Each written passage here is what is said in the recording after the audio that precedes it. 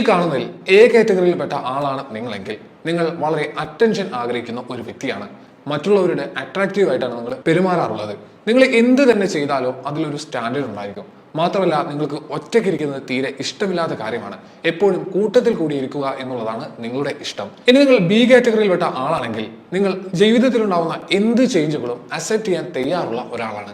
എത്ര തന്നെ വലിയ മോശാവസ്ഥ നിങ്ങൾക്ക് സംഭവിച്ചാലും അതിലെ നല്ലതിനെ മാത്രം കാണുന്ന ഒരാളാണ് നിങ്ങൾ. സി കാറ്റഗറിയിൽപ്പെട്ട ആളാണ് നിങ്ങളെങ്കിൽ എല്ലാവരോടും നല്ല രീതിയിൽ പെരുമാറുന്ന ഒരാളാണ് നിങ്ങൾ. വളരെ സെൻസിറ്റീവ് ആയിട്ടുള്ള ഒരു പേഴ്സൺ ആയിരിക്കും നിങ്ങൾ. പെട്ടെന്ന് കരയും, പെട്ടെന്ന് ദേഷ്യപ്പെടും. മാത്രമല്ല, നിങ്ങൾ എപ്പോഴും മറ്റുള്ളവരുടെ ഒരു പ്രൊട്ടക്ഷൻ ആഗ്രഹിക്കുന്ന, മറ്റുള്ളവരെ ഡിപ്പെൻഡ് ചെയ്യാൻ ആഗ്രഹിക്കുന്ന ഒരാൾ കൂടിയായിരിക്കും. ഇനി നിങ്ങൾ ഡി കാറ്റഗറിയിൽപ്പെട്ട ആളാണെങ്കിൽ വളരെ സ്ട്രോങ് ആയിട്ടുള്ള പേഴ്സൺ ആയിരിക്കും നിങ്ങൾ.